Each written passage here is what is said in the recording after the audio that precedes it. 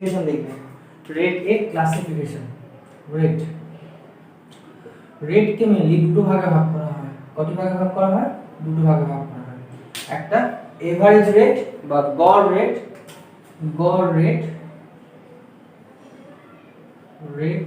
আর একটা তাৎক্ষণিক রেট।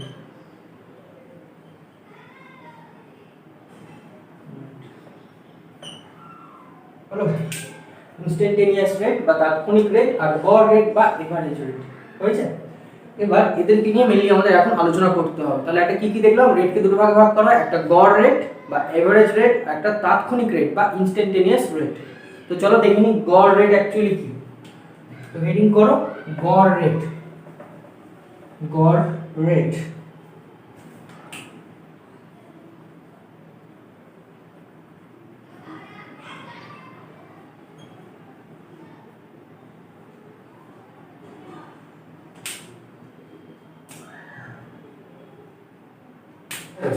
তাহলে গড় রেট বা এভারেজ রেট আমরা কাকে বলবো? রিঅ্যাকট্যান্ট বা প্রোডাক্টের কনসেন্ট্রেশনের পরিবর্তন ডিভাইডেড বাই টাইম। রিঅ্যাকট্যান্ট বা প্রোডাক্টের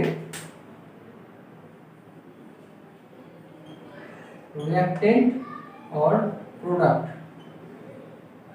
মানে বিক্রিয়ক অথবা বিক্রিয়াজাত পদার্থ এর গাঢ়ত্ব বা কনসেন্ট্রেশন এর পরিবর্তন ডিভাইডেড বাই সময়ের পার্থক্য।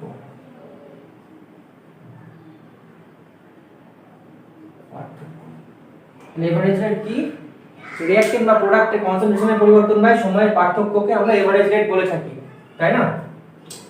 এবার ধরো তোমাকে একটা রিঅ্যাকশন দেওয়া রয়েছে, এ থেকে পি তৈরি হয়েছে, হয়েছে। এবার ধরে নিলাম t1 সময় এ এর কনসেন্ট্রেশন ছিল a1 হলো, আর একটা t2 সময়ে এ এর কনসেন্ট্রেশন হয়েছে a2। আমরা কি জানি রিঅ্যাকট্যান্টের ক্ষেত্রে কনসেন্ট্রেশন কি আস্তে আস্তে কমতে থাকে, তাই না? সময় যত বাড়তে থাকে কনসেন্ট্রেশন ধীরে ধীরে কমতে থাকে, মানে রিঅ্যাকট্যান্টটা ধীরে ধীরে ভাঙতে থাকে, তাই তো? আচ্ছা, তাহলে এখানে সময়ের পার্থক্য কি হবে? সময়ের ব্যবধান বা পার্থক্য কি হবে? t2 t1 মানে ডেল্টা টি আমরা লিখতে পারি, তাই তো? আর এখানে কনসেন্ট্রেশনের পার্থক্য কি হবে? কনসেন্ট্রেশন এর পার্থক্য কি হবে? a2 a1। তাহলে এটা কি বলতে পারি? ডেল্টা a বলতে পারি। যেখানে খুব ইম্পর্টেন্ট একটা কথা, যেখানে a1 এর কনসেন্ট্রেশন কি বেশি দেন a2, তাই না? কারণ a1 কি প্রথমে ইনিশিয়াল অবস্থায় আছে, এটা আমাদের ইনিশিয়াল টাইমে কনসেন্ট্রেশন কি সবথেকে বেশি থাকে রিঅ্যাকট্যান্টের ক্ষেত্রে কিন্তু, হ্যাঁ? আর যত টাইম চেঞ্জ হবে তত কনসেন্ট্রেশন ধীরে ধীরে কমতে থাকবে। তাহলে এখানে আমরা এই কন্ডিশনটা আমরা অ্যাপ্লাই করতে পারি অবশ্যই, যে a1 গ্রেটার দেন a2, তাই না? a1 এর কনসেন্ট্রেশন বেশি ছিল দেন a2, হয়েছে? আচ্ছা, তাহলে এই ক্ষেত্রে আমরা আর এভারেজ, এখানে এভারেজ কথাটা লিখে দেব। তাহলে আমরা কি লিখতে পারি? Delta a by delta t, তাই না? সামনে একটা কি হয়ে আসবে? মাইনাস, যেহেতু a1 এর মানটা বেশি, তাহলে কি ধরো ব্যাপারটা অনেকটা, এখানে a2 এর মানটা ধরে নাও 2। আমি জাস্ট বোঝানোর চেষ্টা করছি। ধরো a2 এর মানটা ধরে নাও এখানে 2 আর a1 এর মানটা ধরে নাও 5, তাহলে আলটিমেট কত হবে? -3। আমরা সামনে একটা মাইনাস সাইন আসছে, সেই মাইনাস সাইনটাই এটা। বোঝা গেল? ব্যাপারটা বোঝা গেল?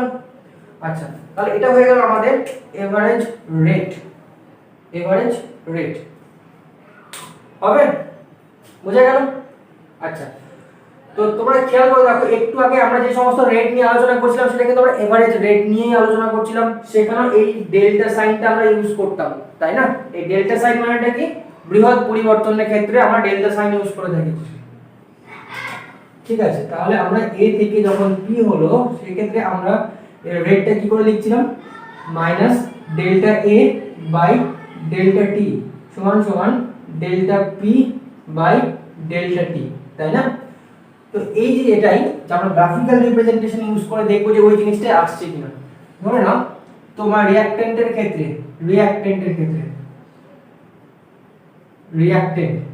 গ্রাফটা কেমন হতো? এই হতো কি, তাই না? আচ্ছা, তার মানে এখানে ডেল্টা এ, তার মানেটা আমরা কি বলতে পারি? a2 ডেল্টা এ মানেটা কি? a2 minus a1 divided by t2 minus t1, এটাই তো, তাই না? কনসেন্ট্রেশনের পার্থক্য বাই সময়ের পার্থক্য, এটা মানে এটাই। তার মানে এটা ধরে নিলাম আমরা x অক্ষ, এটা y অক্ষ, তাহলে এটা হচ্ছে আমাদের টাইম আর এটা রিঅ্যাক্ট্যান্টের কনসেন্ট্রেশন। আমি r দিয়ে কনসেন্ট্রেশন দিয়ে দিয়েছি, ঠিক আছে? আশা করি বুঝতে পেরে যাবে। আচ্ছা, ধরে নাও এই ক্ষেত্রে তোমাকে দুটো টাইম দেওয়া রয়েছে। ধরো এটা একটা, এগুলো তো টাইমের, যত এদিকে যাবে তত টাইম, এগুলো সব কনসেন্ট্রেশন, তাই না? ধরে নাও তোমাকে এটা হচ্ছে t1 টাইম, বলো, আর এটা হচ্ছে তোমার t2 টাইম, এটা তোমার t2 টাইম হয়েছে। আচ্ছা, তাহলে t1 টাইমে তোমার কনসেন্ট্রেশন কতটা হচ্ছে? এটার সাথে ম্যাচ করছে, আর t2 টাইমে এটার সাথে ম্যাচ করছে, তাই না? আচ্ছা, তাহলে এটাকে আমি নাম দিতে পারি c1, এটাকে নাম দিয়ে দিলাম c2। তাহলে এই যে ডিফারেন্সটা, এই ডিফারেন্সটা আমরা কি লিখতে পারি? ডেল্টা c লিখতে পারি না? পারি তো? আচ্ছা, মানে কনসেন্ট্রেশনকে c দ্বারা আমি বোঝাচ্ছি। তো ধরে নিলাম যে রিঅ্যাক্ট্যান্ট দিয়েছি তার প্রথম কনসেন্ট্রেশন c1, এটা c2, আর এইটুকুটার ডিফারেন্সটা কি? ডেল্টা t লিখতে পারি কিনা দেখো দেখি, কারণ দুটো সময়ের পার্থক্য, তাই তো? আচ্ছা, তাহলে আমরা এখানে আলটিমেট কি লিখতে পারি? যে c2 minus c1 divided by t2 minus t1, তাই তো? এবার দেখো c1 এর কনসেন্ট্রেশন তো বেশি c2 এর থেকে, তার মানে এখানে তো তাহলে একটা মাইনাস সামনে অবশ্যই আসবে। আমরা যদি ডেল্টা c যদি লিখে দেই ডিভাইডেড বাই ডেল্টা t, সামনে কি একটা মাইনাস আসবে তো? কারণ কি c1 থেকে c2 এর কনসেন্ট্রেশন কি ধীরে ধীরে কমছে, কনসেন্ট্রেশন ধীরে ধীরে কমছে, তাই না? এখান থেকে 0 পয়েন্ট, তারপর এটা 1 2 3 করে বাড়ছে, ধরো, ঠিক আছে? ধরে নাও এটা কনসেন্ট্রেশন এখানে 2 রয়েছে, 3 4, c1 এর মান ধরো 4, c2 এর মানটা ধরো 2, তাহলে ধীরে ধীরে কমে গেছে আর টাইম এদিকে বাড়ছে, তাই না? ওই জন্য এখানে সামনে মাইনাস চলে এসেছে। তো দেখো তো গ্রাফিক্যাল রিপ্রেজেন্টেশনটা বোঝা গেল? যদি তোমাকে কখনো গ্রাফিক্যাল রিপ্রেজেন্টেশন অফ রিঅ্যাক্ট্যান্টের ক্ষেত্রে বের করতে বলে যে এভারেজ রেটের ক্ষেত্রে গ্রাফিক্যাল রিপ্রেজেন্টেশন কেমন হবে, সেক্ষেত্রে তোমরা তখন এই ছবিটা এইভাবে আঁকিয়ে দিতে হবে। বোঝা গেল তাহলে? আচ্ছা আচ্ছা, এটা যদি আমরা প্রোডাক্টের ক্ষেত্রে করি তাহলে কেমন হতো? আচ্ছা, প্রোডাক্টের গ্রাফটা কেমন হয়? প্রোডাক্টের গ্রাফটা কেমন হয়? প্রোডাক্টের গ্রাফটা কেমন হয় আমরা দেখেছিলাম, এই হয়ে যায়, তাই না? তো এখানে ধরে নাও দুটো টাইম, এটা ধরে নিলাম t1, এটা ধরে নিলাম t2, ঠিক আছে? তাহলে এইদিকে যেটা হয়ে যাবে এটা c1 আর এদিকে হয়ে যাবে c2, হবে তো? আচ্ছা, তাহলে এটা কি হচ্ছে? ডিফারেন্সটা, এটাকে আমরা ডেল্টা c বলতে পারি, তাই তো? আর এটা সময়ের ডিফারেন্স, ডেল্টা t বলতে পারি, তাই তো? তাহলে আমি কি লিখতে পারি? c2 minus c1 divided by t2 minus t1। তাহলে c2 মাইনাস c2 তো এমনিতেই বেশি, তাই না? যত উপরে যাচ্ছে তত বেশি হচ্ছে। আর আমরা জানি যে প্রোডাক্টের ক্ষেত্রে কি হয়, সময় যত বেশি হয় কনসেন্ট্রেশন তত বাড়তে থাকে। তার মানে এখানে কি সামনে আর কোনো মাইনাস আসবে? কোনো মাইনাস আসবে না। তাহলে আমরা directly delta c by delta t লিখে দিতে পারি। এখানে c মানে অ্যাকচুয়ালি কি? p product. তার মানে এটাকে আমরা চাইলে এটাও লিখতে পারতাম delta p by delta t। দেখো দেখি, বোঝা গেল?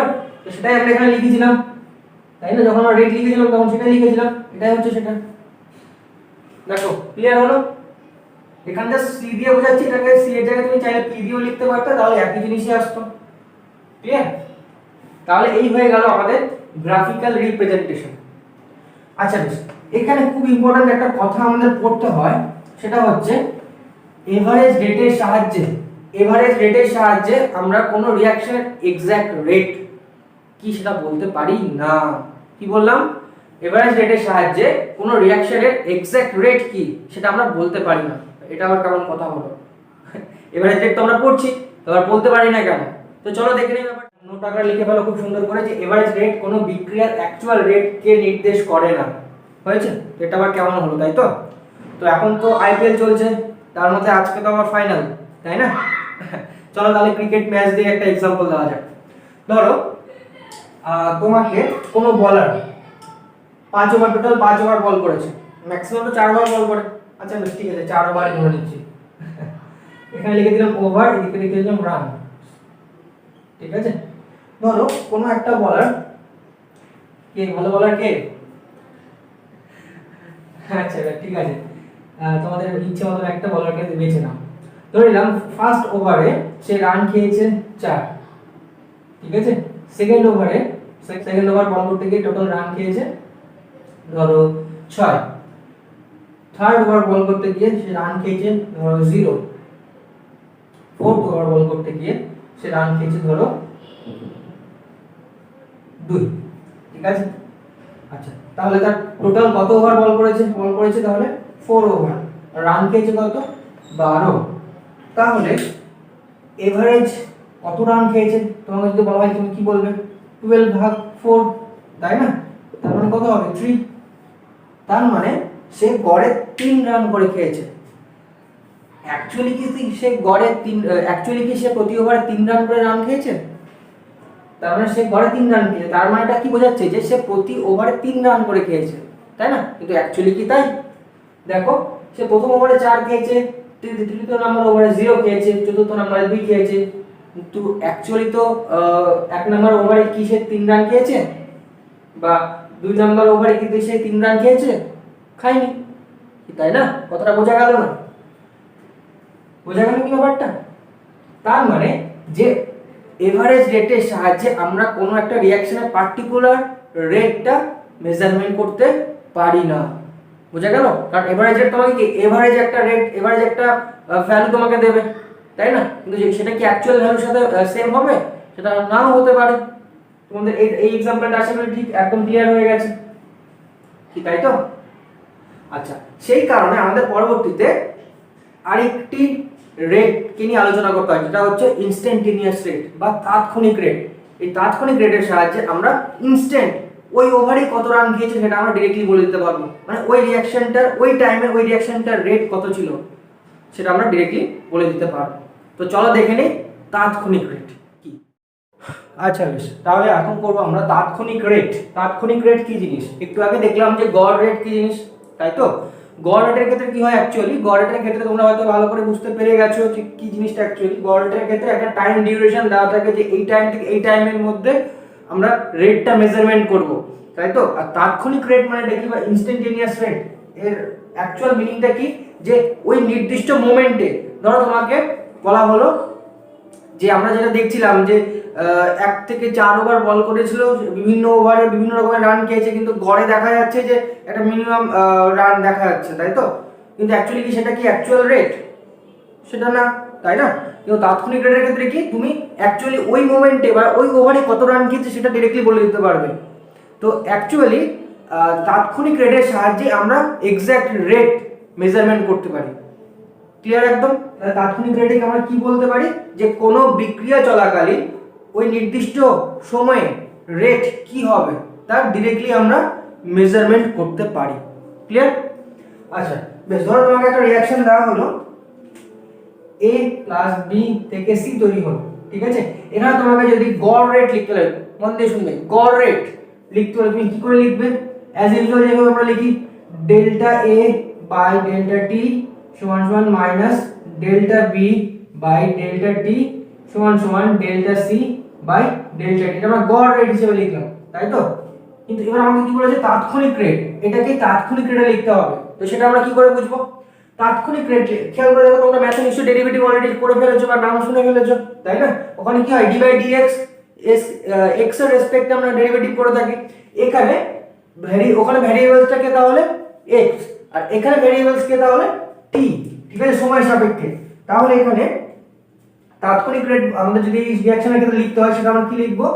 Minus D A by DT সমান সমান minus DB by DT DC by DT.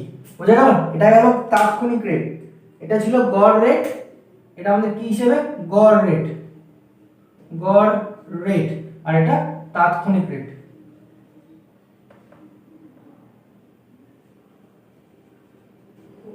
Rate clear হলো?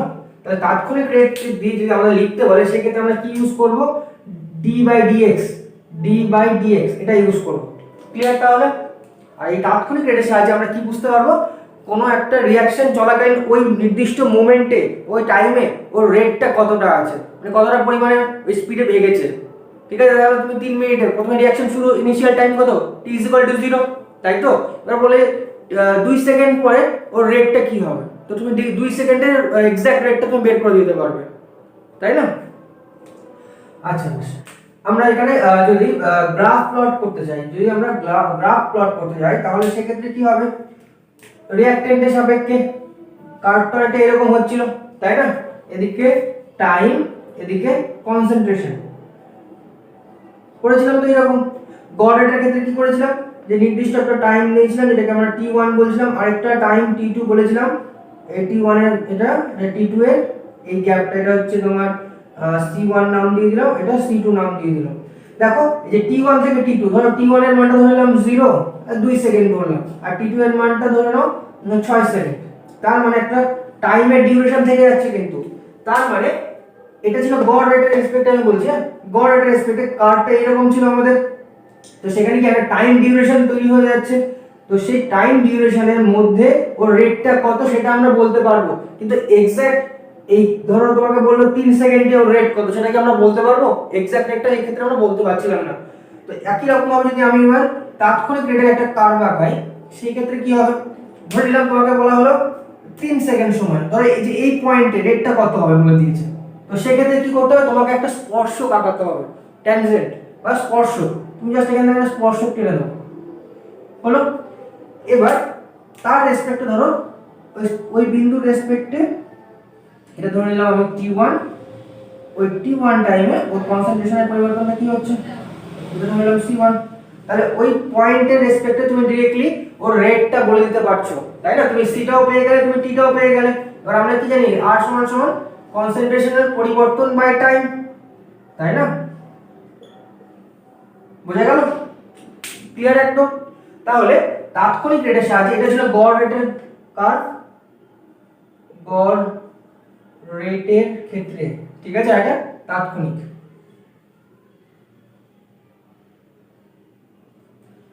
তাৎক্ষণিক রেটের ক্ষেত্রে এই কার্ভ বোঝা গেল? তাহলে তাৎক্ষণিক রেটের ক্ষেত্রে তোমরা যদি গ্রাফ আঁকাতে বলে সেক্ষেত্রে আমাদের সবসময় কিন্তু যে পয়েন্ট বলবে সেই পয়েন্টের রেসপেক্টে একটা ট্যানজেন্ট মানে একটা স্পর্শক টেনে নিয়ে করতে হবে এবং তার রেসপেক্টে আমাদের মানটা বের করতে হবে। তো আশা করি বোঝা গেছে তাৎক্ষণিক রেট অ্যাকচুয়ালি কি আর গড় রেট অ্যাকচুয়ালি কি।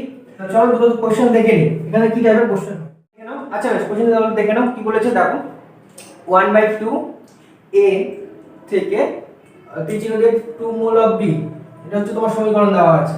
এই রিঅ্যাকশনে a এর ভাঙন হার b এর উৎপন্ন হওয়ার হারের সঙ্গে সম্পর্কিত, তবে নিচের কোন এক্সপ্রেশনটি সঠিক হবে। এখানে তোমাকে চারটি এক্সপ্রেশন দেওয়া রয়েছে, এর মধ্যে কোনটি সঠিক হবে। আচ্ছা, যেটা আমরা কি করে বুঝবো, ঠিক আছে? অবশ্যই এটা ইনস্ট্যান্টেনিয়াস রেটের সাহায্যে মানে তাৎক্ষণিক রেটের সাহায্যে তোমাকে বলতে হবে। কি করে বুঝতে পারলাম এটা তাৎক্ষণিক রেটের সাহায্যে বলতে হবে? দেখো এখানে d/dx আকারে দেওয়া আছে, তাই না? যেটা আমরা তাৎক্ষণিক রেট মানে বললাম একটু আগে, সরি। আচ্ছা, তাহলে এটা কি করে করব? তো খেয়াল করে দেখো, গড় রেট যখন আমরা পড়েছিলাম সেই ক্ষেত্রে কি, সেই ক্ষেত্রে স্টয়কিওমেট্রিক কোএফিসিয়েন্ট, গড় রেট যখন আমরা পড়েছিলাম সেই ক্ষেত্রে কি স্টয়কিওমেট্রিক কোএফিসিয়েন্ট একটা গল্প বলেছিলাম, তোমাদের আশা করি মনে আছে। কি বলেছিলাম জিনিসটা, যে স্টয়কিওমেট্রিক কোএফিসিয়েন্ট যখন থাকবে, যদি তোমাকে ভাঙন হার বা উৎপন্ন হওয়ার হারের কথা বলে থাকে সেই ক্ষেত্রে সেটা কি হয়ে যাবে, ভ্যানিশ হয়ে যাবে, মানে পাশে চলে যাবে, তাই তো? তো এই ক্ষেত্রে তুমি ফার্স্টে কি আমরা সমীকরণটা পেয়ে গেছি, তাই না? এই সমীকরণটা থেকে আগে রেট সমীকরণটি লিখে ফেলো। রেট সমীকরণটি কি হবে খেয়াল করে দেখো, r সমান সমান কি লিখতে পারবো, তাৎক্ষণিক রেটের রেসপেক্ট লিখছি, হ্যাঁ, dA/dt। এবার সামনে দেখো অবশ্যই মাইনাস আসবে। এবার এখানে দেখো 1/2 আছে, 1/2 আকারে কি এখানে কি হয়ে যাবে, অ্যাকচুয়ালি 1/1/2 হবে। তার মানে অ্যাকচুয়ালি আমি डायरेक्टली 2 লিখে দিতে পারি, তো আশা করি বুঝতে পেরে গেছো জিনিসটা। এখানে যেটা থাকবে তার তো 1/2 আকারে লিখতে হয়, তো এটা অলরেডি আগে থেকে 1/2 আছে, তার মানে 1 ডিভাইডেড বাই 1/2, তাহলে 2টা কি উপরে চলে যাবে। আশা করি এটা তোমাদের বেসিক ম্যাথ জানাই আছে। সমান সমান দিয়ে আমি কি লিখতে পারি b এর ক্ষেত্রে, তাহলে b এর ক্ষেত্রে হয়ে যাবে 1/2 db বাই dt, এটা হয়ে গেল আমাদের রেট ইকুয়েশন, তাই তো। এবার দেখো আমাদের কি বলেছে যে a এর ভাঙন হার বলে দিয়েছে, তার মানে ভাঙন হার যখনই বলেছে তার মানে এর সাথে যে স্টয়কিওমেট্রিক থাকবে সেটা কি আর থাকবে না, তো সেই ক্ষেত্রে a স্টয়কিওমেট্রিক যেটা আছে সেটাকে ভাগাতে হবে। তো আমি অ্যাকচুয়ালি এখান থেকে এই লাইনটা লিখতে পারি কিনা দেখো দেখি, -2 dA বাই dt, জাস্ট আমি এইটুকুটা কেটে নিচ্ছি, সমান সমান 1/2 dB বাই dt। বাইরে একটু আওয়াজ হচ্ছে, একটু কম্প্রোমাইজ করে নিও, ঠিক আছে। আচ্ছা, তাহলে এখানে কি হবে, স্টয়কিওমেট্রিকটাকে আমাদের ভাগাতে হবে, তাহলে -dA বাই dt সমান সমান এদিকে 2 আছে, এদিকে গেলে কি হয়ে যাবে, ডিভাইড হয়ে যাবে, তাই না। এখানে কি গুণ আকারে আছে, তো সাইড চেঞ্জ হলে কি হয়, চেঞ্জ হয়ে যায় সাইন, তাহলে এখানে মাল্টিপ্লাই আকারে আছে, এদিকে আসলে ডিভাইড হয়ে যাবে, তার মানে 1/2 আগে থেকে রয়েছে, এবার আরেকটা 2 চলে আসলো dB বাই dt, তাহলে আলটিমেট কি হয়ে যাবে 1/4 dB বাই dt। তো দেখো দেখি এটার সাথে কোনটা মিল হচ্ছে, মাইনাস এখানে dA বাই dt, তাহলে আমাদের কি দাঁড়ালো জিনিসটা, -dA বাই dt সমান সমান 1/4 dB বাই dt। দেখো এটার সাথে কোনটা ম্যাচ হয়েছে, 3 নাম্বারটা ম্যাচ হয়ে গেছে, দেখো -dA বাই dt সমান সমান 1/4 dB বাই dt। তাহলে করতে পারবে এরকম কোশ্চেন আসলে, পারবে তো, দেখো বোঝা গেল। আচ্ছা বেশ, অবশ্যই কিন্তু এখানে স্টয়কিওমেট্রিকের ফ্যাক্টরটা মাথায় রাখবা, এখানে যদি 1/2 থাকে তারপর ভেবে নিও না কিন্তু ওটাকে আবার 1/2 আকারে লিখতে হবে, ঠিক আছে। এই জায়গাগুলো একটু কিন্তু সচেতনভাবে তোমাকে খেয়াল রাখতে হবে। আচ্ছা ঠিক আছে, আরেকটা কোশ্চেন দেখে নাও কি হচ্ছে, আরেকটা কোশ্চেন চলো দেখে নিই। এখানে কোশ্চেনটি দেখো খুব ভালো করে, যেই 2014 এর কোশ্চেন, কিন্তু খুব ইম্পর্টেন্ট একটা কোশ্চেন।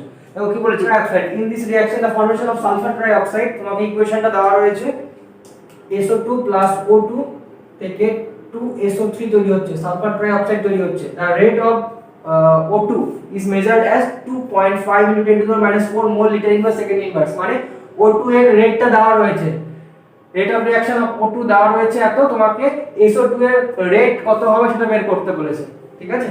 তো চোখ বন্ধ করে তোমার প্রথম কাজ, আমি বারবার করে একই কথা বলি যে কি কাজ করতে হবে, যে এই যে সমীকরণটা রয়েছে তার সাপেক্ষে রেট ইকুয়েশনটা লিখে ফেলো, তাহলে কি হবে, রেট সমান সমান আমরা জানি যে স্টয়কিওমেট্রিক থাকুক কোনো সমস্যা নেই, স্টয়কিওমেট্রিক দিয়ে লিখবো আমরা, জাস্ট রেট লিখতে হবে আগে, রেট সমীকরণটা আগে লিখবো, তার মানে কি ডিরেক্ট লিখে দিচ্ছি, ইনস্ট্যান্টেনিয়াস রেটটা ইউজ করছি আমি, এখন থেকে ইনস্ট্যান্টেনিয়াস রেটটাই আমরা ইউজ করব, ক্লিয়ার একদম। আচ্ছা, তাহলে dSO2 ডিভাইডেড বাই dt, আর এখানে মাইনাস হয়ে যাবে সামনে একটা 1/2 হয়ে যাবে যেহেতু 2 আছে, বোঝা গেল ব্যাপারটা। তারপরে dO2 বাই dt সামনে একটা মাইনাস হয়ে যাবে, সমান সমান dSO3 বাই dt, সামনে কি মাইনাস হবে, হবে না, কিন্তু 1/2 হবে, এতটুকু আমরা লিখতে পারি, তাই তো। এবার তোমাকে কার সাপেক্ষে কার করতে বলেছে, এখানে দেখো তোমাকে O2 বলে দিয়েছে, O2 এর রেট অফ রিঅ্যাকশন বলে দেওয়া রয়েছে, আর SO2 এর বের করতে হবে, মানে O2 আর SO2 এইটুকুটা নিয়ে আমাদের কাজ করতে হবে, এইটুকুটাকে নিয়ে আমাদের কাজ করতে হবে, ঠিক আছে। আমি এই জিনিসটাকে লিখে নিচ্ছি নিচে, -1/2 dSO2 বাই dt সমান সমান -dO2 বাই dt।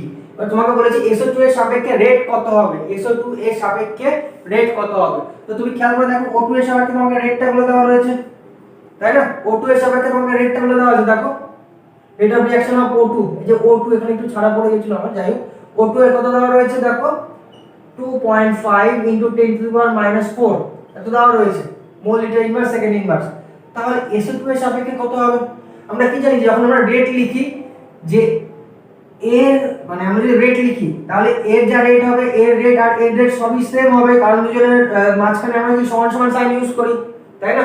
তোমাকে যখন a + b, যখন তোমাকে a + b থেকে c তৈরি করা হচ্ছে, যখন রেটটা লিখতে বলা হচ্ছে, রেট সমান সমান কি লিখছো, dA বাই dt, এখানে সমান সমান দিচ্ছ dB বাই dt, এখানে সমান সমান দিচ্ছ dC বাই dt, তাই না।